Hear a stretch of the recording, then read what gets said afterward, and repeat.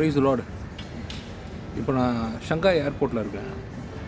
I just want to share a testimony. என்னோடய சாட்சியை நான் இப்போ சொல்லணும். ரெகுலராக இல்லை, ரொம்ப சுருக்கமாக சொல்கிறேன். என்னுடைய ஏர் டிக்கெட்டில் வந்து பார்த்திங்கன்னா ஒரு கரெக்ஷன் இருந்துச்சு. எங்கள் அப்பா பேரில், என் பேர் கரெக்டாக இருந்துச்சு, எங்கள் அப்பா பேரில் ஒரு கரெக்ஷன் இருந்துச்சு. அது சம்பவம், அது ஒரு டெக்னிக்கல் எரர்னால ஆன விஷயம். நான் இந்தியா வரப்போவே வந்து பார்த்திங்கன்னா அதை நோட்டீஸ் பண்ணி ஏர்லைன் ஆஃபீஸ்கிட்டையும் ஏஜென்சிக்கிட்டையும் நான் பேசினேன். ஏஜென்சி என்ன சொல்லிட்டாங்க, எங்களால் எதுவும் சப்போர்ட் பண்ண முடியாது அப்படின்ற மாதிரி சொல்லிட்டாங்க. ஏர்லைன் ஆஃபீஸில் வந்து கேட்டிங்கன்னா, இல்லை நாங்கள் இது கண்டிப்பாக பெரிய பிரச்சனையாகும், இதே கண்டிஷனில் உங்களை ட்ராவல் பண்ண அலோவ் பண்ண மாட்டோம். நீங்கள் ட்ராவல் பண்ணணுன்னா கிட்டத்தட்ட வந்து ஈக்குவலன்ட் டு த காஸ்ட், அதாவது என் டிக்கெட்டோட காஸ்ட்டுக்கு ஈக்குவலண்ட்டாக அதே காஸ்ட்டு, டிக்கெட்டோட விலைக்கு அதே ஈக்குவலாக இன்னொரு விலைக்கு வந்து என்னை வந்து சார்ஜ் பண்ண சொன்னாங்க, அதை கரெக்ஷன் பண்ணி கொடுக்குறதுக்கு. பட் எனக்கு வந்து நான் கடவுள்கிட்ட கேட்டேன், கடவுளே நான் எதுவுமே தப்பு பண்ணலையே, எந்த ஒரு எல்லாத்தையுமே கரெக்டாக தான் நான் பார்த்து பண்ணேன். பட் ஏதோ ஒரு சம்பவம் மிஸ்டேக் ஆகிடுச்சு. ஒரு ஆப்ஷன் இருக்குது, ஒன்று அவன் கேட்குற காசை எங்கள் அப்பா நீ தானே கொடுக்குது அப்படின்னு கொடுத்துட்டு போயிடலாம்.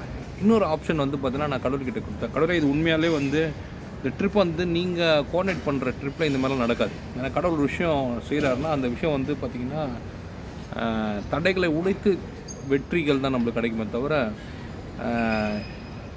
அவன் சொல்கிற மாதிரிலாம் நம்ம போயிட முடியாது. கடவுள்கிட்ட ப்ரேயர் பண்ணேன்.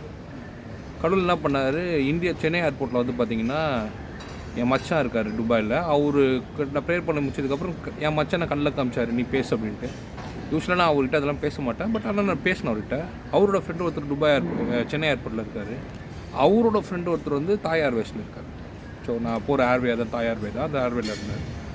அவர்கிட்ட போனதுக்கப்புறம் இது சொன்னதுக்கப்புறம் நீங்கள் வாங்க பார்த்துக்கலாம் அப்படின்னாரு. சென்னை ஏர்போர்ட்டில் கிளியர் ஆகிடுச்சு. அவர் ஹாப்பி, ஓகே பரவாயில்ல, சென்னை ஏர்போர்ட்டில் முடிஞ்சிச்சு, கடவுளுக்கு ரொம்ப நன்றி சொல்கிறேன்ட்டு உண்மையிலே நான் நன்றி சொல்லி கடவுளை நினச்சி பார்த்து தான் ட்ராவலே நான் தொடங்கினேன். அதுக்கப்புறம் ட்ராவல் ரொம்ப சக்ஸஸ்ஃபுல்லாக இருந்துச்சு. நான் எல்லாமே முடிஞ்சிச்சு, இல்லை போகிறதான பிரச்சனை, போனதுக்கப்புறம் எந்த ப்ராப்ளமும் இருக்காது அப்படின்னு நினச்சி வந்துட்டேன் நான். ரெண்டாவது வந்து பார்த்திங்கன்னா சைனாலேருந்து ஷங்காய், சைனாக்குள்ளே தான் இன்டர்சிட்டி, நம்ம உள்ளூரில் சுற்றுற மாரி இன்னொரு ஃப்ளைட்டு. அந்த ஃப்ளைட்டில் வந்து பார்த்திங்கன்னா இதே பிரச்சனை தான். ஏன்னா ஒரு இடத்துல ரிஃப்ளெக்ட் ஆனது எல்லா இடத்துலையும் ரிஃப்ளெக்ட் ஆகிருக்கு. சர்நேம் என் கூட ஒரு 4 பேர் வந்தாங்க, 4 பேருமே போர்டின் ஆகிட்டாங்க, என்னால் போர்டின் பண்ண முடியல. என்னடா இது, முக்கியமான மீட்டிங் போனோம், வந்த 4 பேர் போயிட்டாங்க, நான் வரல, கடவுளே என்ன இது, அங்கே விட்டுட்டு இங்கே வந்து லாக் ஆன மாரி இருக்குது, திருப்பி வந்து ஆபத்து காலத்தில் என்னை நோக்கி கூப்பிடு, அப்போ நான் உனக்கு மறு உத்தரவு கொடுப்பேன் என்று சொல்கிற மாதிரி அந்த வசனத்தை ஆபத்து காலத்தில் அவர் நோக்கி கூப்பிட்டேன். யாருமே ஹெல்ப் இல்லை. இங்கேயாச்சும் ஒருத்தர் வந்து ஏர்போர்ட் போகிறதுக்கு முன்னாடி ஒருத்தர் ஹெல்ப்புக்கு இருக்கார், அவர் ஹெல்ப் பண்ணுவாருன்ற ஒரு நம்பிக்கை வந்து கடவுள் கொடுத்தாரு. அந்த மாதிரி கொண்டு போனார். சைனா ஏர்போர்ட்டில் யாருமே கூட இல்லை. அப்புறமேட்டு ஒரு மனிதர் எங்கேருந்தோ ஒருத்தர் வந்து அவர் தான் அந்த ஏர்லைனோட சூப்பர்வைசர். அவர் வந்து ஓகே இது ஒரு பெரிய பிரச்சனை இல்லை, பார்த்துக்கிறேன் அப்படின்னு சொல்லிட்டு அவர் போர்ட் பண்ணி அவர் நம்பரை நேம் எல்லாம் கரெக்ஷன் பண்ணி வெளியே அமிச்சிட்டார். நல்லபடியாக முடிஞ்சிச்சு. அந்த விசிட்டும் சக்ஸஸ்ஃபுல்லாக முடிஞ்சிச்சு. நிறைய அஃபிஷியல் வேலைலாம் முடிச்சுட்டு திருப்பி வந்து எப்போவுமே இன்டர்நேஷ்னல் ஃப்ளைட்டுக்கு வந்து பார்த்தீங்கன்னா ஒரு 1 டே முன்னாடி ஆன்லைனில் செக்இன் பண்ணலாம். இன்றைக்கி ஃப்ளைட்டு நேற்று நான் ஆன்லைனில் செக்இன் பண்ணுறப்போ பார்த்தீங்கன்னா you are restricted, you could not able to like check in ஆன்லைனில் உங்களால் செக்இன் பண்ண முடியாது, நீங்கள் ஏர்போர்ட்டில் போய் பார்த்து பேசுங்கன்ட்டாங்க. திருப்பி பேர் எதிர்ச்சியாக இருந்துச்சு, என்னடா இது, இந்த பிரச்சனை இன்னும் முடியலையா அப்படின்ட்டு. சென்னை ஏர்போர்ட்டில் ஒருத்தர் அனுப்பிச்சு ஹெல்ப் பண்ணார், சைனா ஏர்போர்ட்டில் ஒருத்தரை வர வச்சு ஹெல்ப் பண்ணார். இப்போ திருப்பி சைனாலேருந்து தாய்லாந்து போகணும், தாய்லாண்ட்லேருந்து இந்தியா வரணும், இங்கே என்ன பண்ண போகிறாருன்னு ஒன்றும் புரியல. ஆக்சுவலாக இங்கேருந்து இதுக்கப்புறம் ஃப்ரீ தான், இதுக்கப்புறம் வந்து கனெக்டிங் ஃப்ளைட் தான், பிரச்சனை இருக்காது.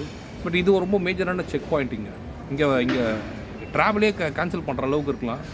சில லட்சம், ஒரு சில ஆயிரங்கள்லேருந்து லட்சங்கள் வரைக்கும் என் கையிலேருந்து காசை போடுற மாதிரி இருக்கும். இந்த பிரச்சனையில் நான் சரியான கடவுள் எனக்கு சப்போர்ட் வரலன்னா நான் சொன்னேன், கடவுளே என்னால் ஒன்றும் எனக்கு முடியல, நல்லபடியாக இது வரைக்கும் கொண்டு வந்தீங்க, இது உங்களுடைய சித்தம்படி நடக்கிற ஒரு ட்ராவலு, ஒரு பிரயாணம்னா எனக்கு எந்த ஒரு பிரச்சனையும் இல்லாமல் நான் வந்து 5 பைசா என் கையிலேருந்து கொடுக்க மாட்டேன், நீங்கள் என்னை கொண்டு போய் இண்டியாவில் சேருங்க அப்படின்ட்டு கடவுள்கிட்ட நான் ரொம்ப வேண்டி பரவாயில்ல போகலாம், கடவுள் பார்த்துக்கலாம், கடவுள் பார்த்துப்பார் அப்படின்ற ஒரு நம்பிக்கையில் தான் நான் வந்தேன் இங்கே. ஃபஸ்ட்டு ஆள் நான் தான். போர்டிங் கேட்டு திறந்ததுக்கப்புறம் முதல் ஆள் நான் தான் வந்து போர்டிங் பண்ணுறதுக்கு நின்னேன். நான் எதுவுமே சொல்ல, இந்தமாதிரி இஷ்யூ இருக்குது எதுவுமே சொல்ல. நேராக போனால் போர்டிங் பாஸை கொடுத்தேன், இது பாஸ்போர்ட்டை கொடுத்தேன், செக்இன் பண்ண சொன்னேன். அவன் பார்த்தான், ரொம்ப நேரம் நான் சர்ச் பண்ணியிருந்தான். அப்படியே மேலேயும் கீழேயும் பார்த்தான், அப்புறம் பண்ணிவிட்டு போர்டிங் பாஸ் பிரிண்ட் ஆகிடுச்சு. இதுதான் போர்டிங் பாஸு. பிரிண்ட் ஆகி என் கைக்கு வரத்துக்கு முன்னாடி நீங்கள் போய் பேக்கேஜில் க்ளைமில் பாருங்க அப்படின்னா, அவங்க அங்கே போனால் பார்த்தோன்னா பசங்களுக்கு கொஞ்சம் சின்ன டாய்ஸ்லாம் வாங்கிட்டு அந்த டாய்ஸில் இருக்க பேட்ரிஸ் உள்ளே எடுக்க சொன்னாங்க. எடுத்துகிட்டு போர்டிங் பாஸ் கையில் வந்துருச்சு. இதுதான் போர்டிங் பாஸு. இங்கே வந்து உட்காந்துட்டேன். முதல்ல எல்லா செக் பாயிண்ட்டையும் கிளியர் பண்ணிட்டு வந்து இங்கே உட்காந்துட்டு இதை நான் ரெஜிஸ்டர் பண்ணோம், கடவுளுக்கு நன்றி சொல்லணும் அப்படின்றதுனால தான் இதை சொன்னேன். எத்தனையோ சூழ்நிலைகள் வந்து நம்மளை பயம்படுத்துகிற மாதிரி அச்சுறுத்துற மாதிரி வரலாம். ஆனால் கடவுள் நம்ம கூட தான் இருக்கிறாரு. நம்ம ஒருபோதும் கைவிட மாட்டுறாரு. முழுவதும் அவரை சார்ந்து வாழ பழகிக்கிட்டேன்னா என் வாழ்க்கையில் இப்போ கடவுள் கொஞ்சம் கொஞ்சமாக அதை கற்றுக் கொடுத்துட்ருக்காரு. எத்தனையோ நேரம் என்னை காப்பாற்றிட்டு இருந்தாலும், காவல்துறைக்கிட்டேருந்து என்னை காப்பாற்றினாலும், மனிதர்கள்கிட்டேருந்து காப்பாற்றினாலும், அரசியல் பிரமுகர்கள்கிட்டேருந்து என்னை காப்பாற்றினாலும், உயர் அதிகாரிகள்கிட்டேருந்து என்னை காப்பாற்றினாலும், எத்தனையோ ப்ராப்ளங்கள்கிட்டேருந்து காப்பாற்றினாலும், ஆனால் ஒவ்வொரு நாளும் ஒரு புது அனுபவமாக இருக்குது. எப்போதுமே பிரயாணப்பட்டு வரப்போ அந்த ஒரு அனுபவம் எனக்கு கிடைக்கும். இதில் வந்து இந்த அனுபவம் ரொம்ப முக்கியமான அனுபவமாக இருந்துச்சு. கடவுளுக்கு முன்னாடி எந்த ஒரு டெக்னாலஜியும் தொழில்நுட்பமோ நம்மளை ஒன்றும் பண்ண முடியாது. எந்த ஒரு மெடிக்கல் காரியங்களோட நம்மளை ஒன்றும் பண்ண முடியாது.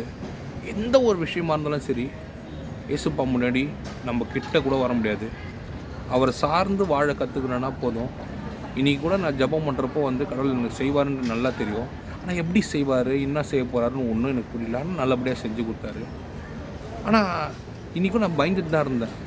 ஆனால் இதுக்கப்புறம் அந்தமாதிரி சுச்சுவேஷன் தான் இந்த பயம் கொஞ்சம் கம்மியாகும். கொஞ்சம் கொஞ்சமாக தான் அவரை சார்ந்து நம்ம வாழ கற்றுக்க முடியும். கண்டிப்பாக வந்து கடவுள் வந்து ஒரு பெரிய காரியங்களை நம்ம வாழ்க்கையில் செய்வார். இன்றைக்கி நேற்றுன்னு இல்லை, எப்போவுமே அவர் வந்து நம்ம கூடயே இருப்பார், நம்மளை வழிநடத்துவார். சென்னை ஏர்போர்ட்டில் அவர் ஒருத்தரை அனுப்பிச்சு, ஒரு தூதனை அனுப்பிச்சு, மனிதர்கள் மாதிரி அந்த தூதர்கள் அவர்களாக எனக்கு ஒரு தூதனை அனுப்பிச்சு எனக்கு உதவி செஞ்சார். கூடயே வர வச்சு உதவி செஞ்சார். சைனா ஏர்போர்ட்டில், இன்டர்சிட்டி ஏர்போர்ட்டில் ஒருத்தரை வர வச்சு உதவி செஞ்சார். நான் சைனாலேருந்து இந்தியா வரப்போ அவரே கூட வந்து எனக்கு உதவி செய்கிறாரு. இப்படிப்பட்ட வாழ்க்கையோ இப்படிப்பட்ட அனுபவங்கள்லாம் தான் என்னோட வந்து கடவுள் பற்றின ஒரு நம்பிக்கையும் விசுவாசத்தையும் வைராக்கியத்தையும் அதிகப்படுத்துது. எல்லாத்தையும் விட்டுட்டு கடவுளுக்குள்ளே இருக்கிறனா கூட அந்த மாதிரி ஒரு சூழ்நிலைகளை எப்படி மனிதன் சிந்திக்கிறான்னா, இந்தமாரி பல விஷயங்களை அவன் பார்த்ததுக்கப்புறம் அவர் எப்படி விட்டுட்டு இருக்க முடியும்? அவர் விட்டுட்டு இருக்க முடியாது. அவர் சார்ந்து தானே வாழ முடியும்.